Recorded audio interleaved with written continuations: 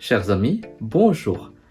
L'intelligence artificielle évolue à une vitesse fulgurante et un nouvel acteur vient de bousculer l'équilibre.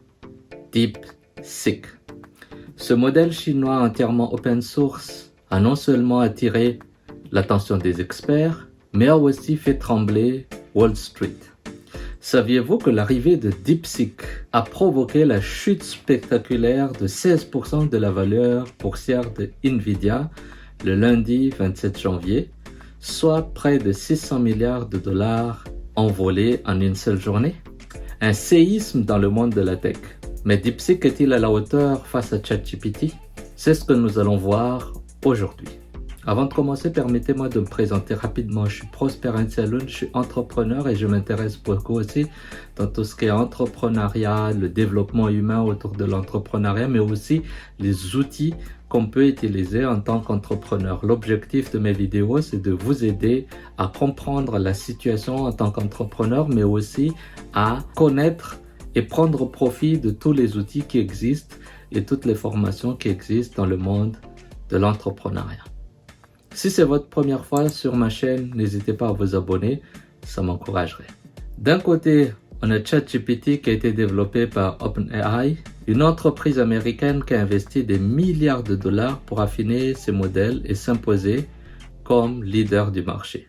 De l'autre, DeepSeek, une IA chinoise qui fait sensation avec son approche open source et ses performances impressionnantes malgré un budget nettement inférieur. Une vraie montée en puissance. ChatGPT propose une version gratuite, mais ses fonctions avancées en fait nécessitent un abonnement mensuel d'à peu près 20 dollars. De son côté, DeepSeek frappe fort avec un modèle accessible pour tous et de manière gratuite. Mais est-ce suffisant pour une utilisation professionnelle?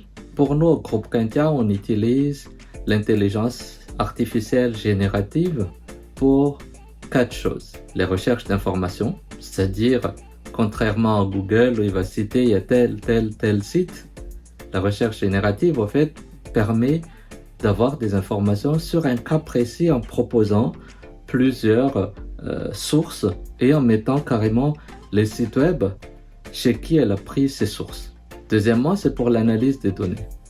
Quand on fait, par exemple, des enquêtes qualitative avec beaucoup d'éléments textuels, on fait appel à l'IA pour analyser tout ça, pour nous donner un résumé, une orientation globale. Bien évidemment, il y a toujours des humains qui vérifient, qui travaillent sur les données, mais ça nous permet de gagner du temps et d'avoir les orientations globales de manière rapide.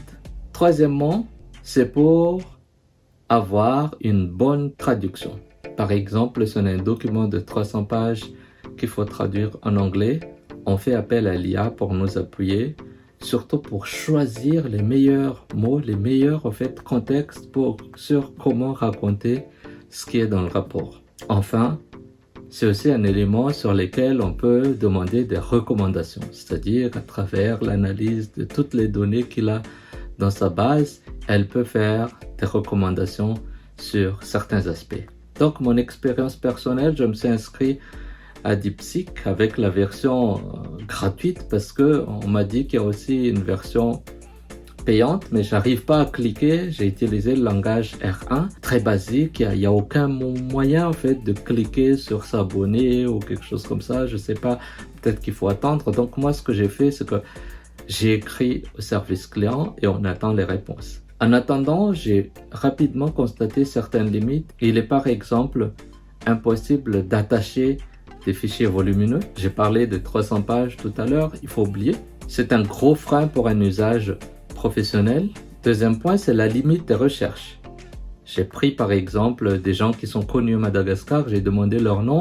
Il a dit que tel ou tel n'est pas assez connu internationalement. Encore une fois, sur ChatGPT, j'ai essayé des noms, même mon propre nom. J'ai tapé. Il a dit telle personne est active sur tel réseau, il est dans tel endroit. Donc, disons que DeepSeek pour le moment se met sur des informations plus internationales, plus célèbres et plus limitées. Pour continuer dans ce sens, comparons maintenant leurs performances. ChatGPT brille par sa polyvalence, génération d'images, mémoire conversationnelle, mode vocal avancé, tout y est. DeepSeek, quant à lui, est rapide et fluide, mais manque cruellement de certaines fonctionnalités essentielles pour les professionnels. En termes de transparence et d'open source, DeepSeek marque un gros point. Son modèle est au fait open source, ce qui va permettre aux développeurs de l'adapter et de bien l'améliorer. En revanche, ChatGPT reste une boîte noire avec un modèle fermé et contrôlé par l'OpenAI. Après, la question qui se pose, un modèle open source peut-il vraiment rivaliser avec une IA comme ChatGPT qui bénéficie d'un entraînement intensif et de moyens colossaux? Le temps nous le dira. Mais quoi qu'on en dise, DeepSeek a déjà un énorme impact sur le monde de l'IA et il a réussi à bousculer un mastodonte comme Nvidia.